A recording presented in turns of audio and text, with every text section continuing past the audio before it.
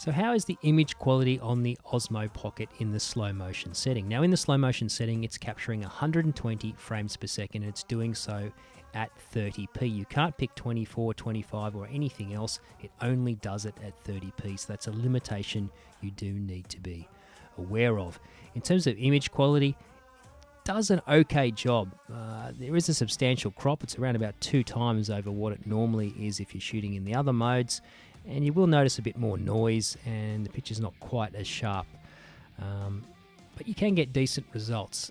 If you do use it here where you can see it's heavily backlit and there's a lot of flare, the image does start to fall apart a little bit. It starts to take on color casts and it has some compression issues and doesn't quite look so good.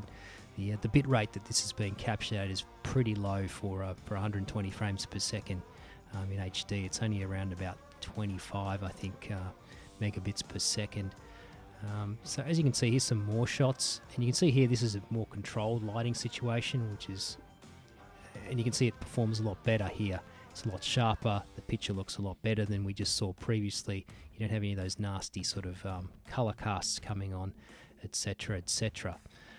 So it really depends on where you're using the slow motion as to the sort of results you can get. Here again, this is using the object tracking mode. Now this is a little bit difficult because you've got to remember you're cropping in quite substantially here with the slow motion mode, so moving around with a gimbal it does get a little bit jerky and it's not completely smooth, as you can see here as it's trying to track the object. Again, quality wise it's okay, but you can see it's noticeably softer and there's more noise, and you are going to see more image artifacts when recording in the slow motion mode than you normally would. You can see here, if you watch the corners of the frame, it's starting to sort of jerk around a little bit here. It's not super smooth. This is one of the problems I did find also with the object tracking, is that sometimes it works well, other times it doesn't. It always seems to me to be sort of trying to keep up and catch up. It's not sort of going along with the person or the object that's it's trying to track. It's always sort of a little bit of a step behind when it comes to tracking.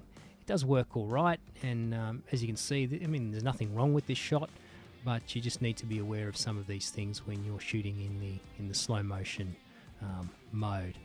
Now coming up here, you're going to see where it sort of has problems. Now here's a heavily sort of backlit scene here with the sun streaming down in the early morning. You can see the massive color cast that's happening from the flare, and the image is really sort of falling apart. It's not really doing a great job here. You can see as I come around a little bit further, you'll see that it'll start to improve. You get rid of that color cast and the image starts to come back. Even here, you can see what it looks like now. It's okay, but as soon as I come around and you start to introduce that flare and that heavily sort of backlit light onto the subject here, you can see it all starts to go a little bit south in terms of image quality and the look.